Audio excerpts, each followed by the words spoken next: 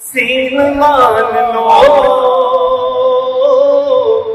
حسین کو حسین مان لو حسین کو حسین مان لو حسین کو حسین مان لو حسین کو حسین مان لو امین بن امین مان لو امین بن امین مان لو امین بن امین مان لو امین بن امین مان لو اور خود معین الدین نے کہا خود معین الدین نے کہا کہ حسین کو ہی دین مان لو حسین کو ہی دین مان لو ہاں حسین کو ہی دین مان لو حسین کو ہی دین مان لو امین بن امین مان لو امین بن امین مان لو اور عشق مکان ہے اگر عشق مکان ہے اگر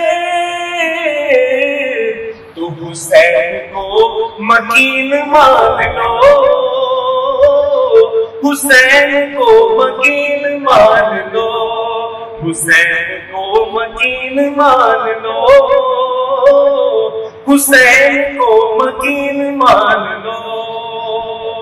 اور یہ شعر جب میں نے سنا تو مجھے سمجھ نہیں آئی تھی کیونکہ علماء کرام بیٹھے ہیں تو پھر میں نے اس کا مطلب کسی سے پوچھا یقین مانیے کہ بڑا ہی قید ہے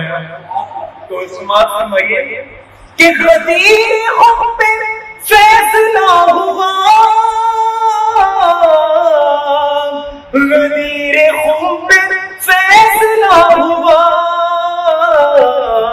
کہ علی کو جانشین مان لو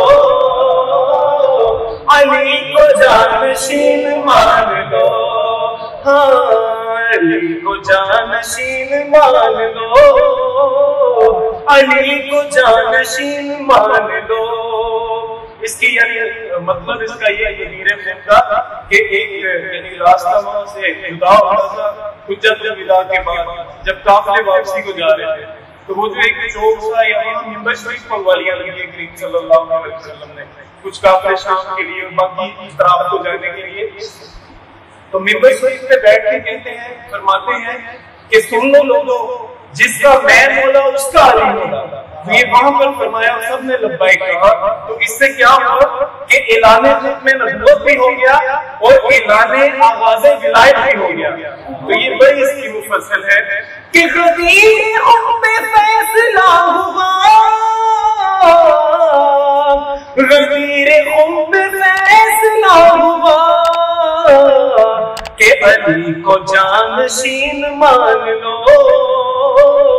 علی کو جانشین مان لو. اور منگتا ہے کہ حاکم وہ ساری جنتیں حاکم وہ ساری جنتیں حسین کی زمین مان لو حسین کی زمین مان لو حسین کو حسین مان لو. ایک دفعہ مل کے کہیں گے کہ حسین کو حسین مان لو امین بن امین مان لو حسین کو حسین مان لو